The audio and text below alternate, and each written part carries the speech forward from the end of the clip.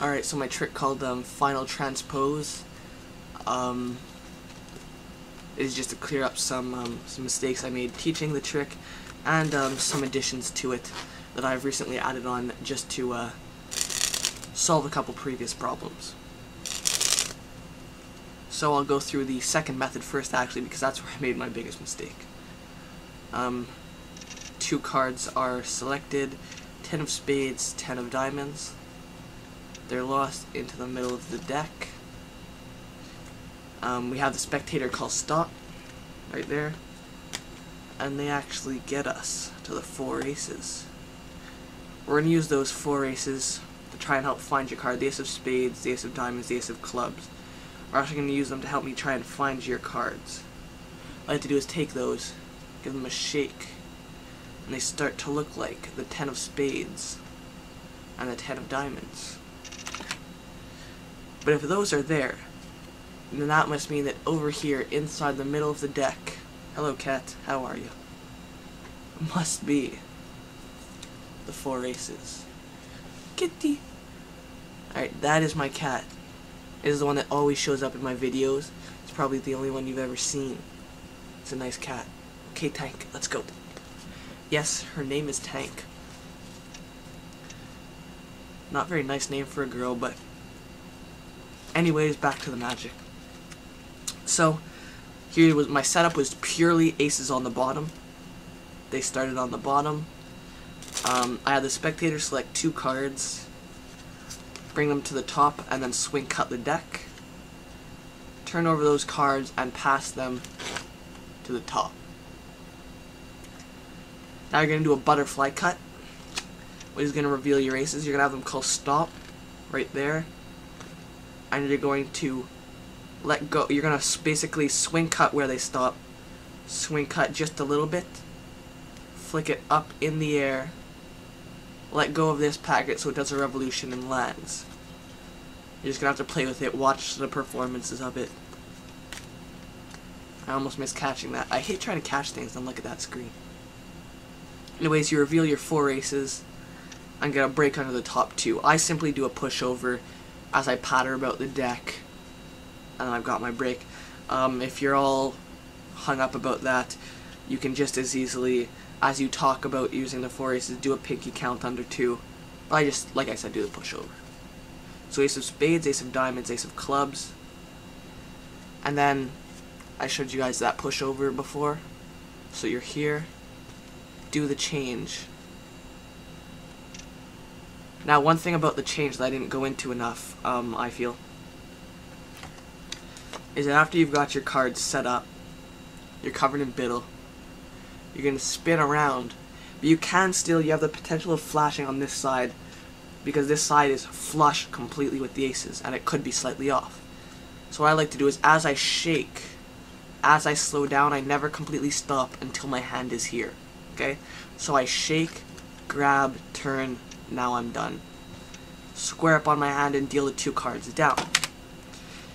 Now I have the 4 aces on top of the deck. I'm simply going to do that pass move as taught in the first video, so that they're inside the middle of the deck. Now some of you are wondering what I've changed on that compared to the first one. Is in the original version, I had you add on a card underneath. I had you pick out the 4 aces, and then an extra card here. Turn over the deck. Then load the 2 cards underneath. Okay, now you loaded the 2 cards underneath into your shake position. Did your shake. Revealed the 2 cards. Dealt them down. Then you have to eagle this card to the bottom. Right? You have to bring that card down to the bottom. Now, of course, you don't need to do that, because if you don't add on that card, it's not there at all, and you just got your 4 aces. The reason I use this card is not when I do it to laymen, but when I do it to magicians, I like to play with this card. Because many magicians are familiar with the Atfist move, which is pretty much what this is based off of. So if we just play with this card and we just show it around, and then it gives the impression that there's no way the aces are on top, because they're not after you do your move. Okay, and that's the mistake I made teaching it, is I forgot to mention that that's why I had on that card. To To layman, I don't add on the card, just bring the aces right to the top, and load straight. Okay, now the other version of the trick. I've got some subtleties that I didn't talk about in the other video either. So you guys know the setup is 3 cards, well, this is my new setup at least. 3 cards, then the 4 aces, right, and then the deck. Now what I figured out is if you make this card, this is going to cut out a lot of moves. This is going to make it simple that you can keep the deck face up, you don't have to do a turnover pass, and it eliminates that problem that I talked about in the first video of having to spread and not having any time. It's right away seen to be the aces. Watch the first video, you'll understand what I'm talking about. But here's what you're going to do, is you're going to make sure that your front card of your 3 indifferent cards matches the first card after your ace. So here it goes 3 of spades, 4 aces, 2 indifferent cards, 3 of clubs. Okay, so that these 2 match. That goes on to the bottom, buckle, get a break under 3. Sorry, I'm not on camera there. But buckle, get a break under 3. Have them select 2 cards. 6 of diamonds, 9 of clubs. Swing cut the deck, retaining your break. You can also do an Erdnase break here if you would wish. And do the swing set control. Now because you've added on that extra card here, your 3 of clubs is now at the top. 4 aces followed by 3 of spades at the bottom. And those other 2 indifferent cards are lost randomly in the deck. You're going to do the same butterfly cut to reveal the aces. Now you could do, if you know a ace production. If you know an ace production from the bottom, like say at the beginning you just left your aces, or you can half pass your aces at this point and do that all too common ace production thing. You all know what I'm talking about, right? The I don't do it. I don't do it well. That type of thing that I can't obviously do. Let's see if I can get it. Oh. That type of thing.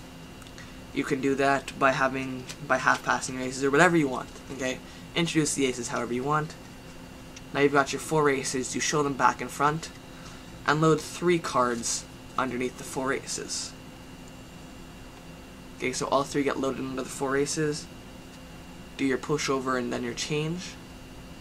Now at this point, after I load the 4 aces in the cards, I like to turn the deck over right away and just patter and talk and stay in this position a little. Then I take the 4 aces and I just give them a shake, and they turn into your 2 selections, the 6 of diamonds and the 9 of clubs. Now I want to show you what just happened here. Is after dealing off that card, because I had the 3 of clubs as my matching card to my 3 of spades, it doesn't look like the card has changed.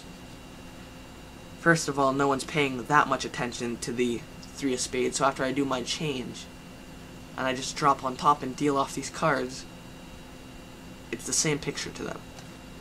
So it turns into their 2 cards. Now all you have to do is get a break underneath your aces, which is quite easy because if you look, you've got a natural break, right? You just get a break under your aces, and in motion, pass them to the middle. Once again, this 3 is saving us that turnover pass, and we can keep the bottom showing towards the audience the whole time until we show the aces. Now that pass to the middle is the same as the other one, basically as a half pass with half the deck. Let me just... That's the move. I'm just doing that as I go. And look, inside the middle of the deck are the 4 aces. Your reset's real simple. 3 here, turn it over, take their 2 selections, and you're reset. So those are just my extra notes to final transpose. Thanks.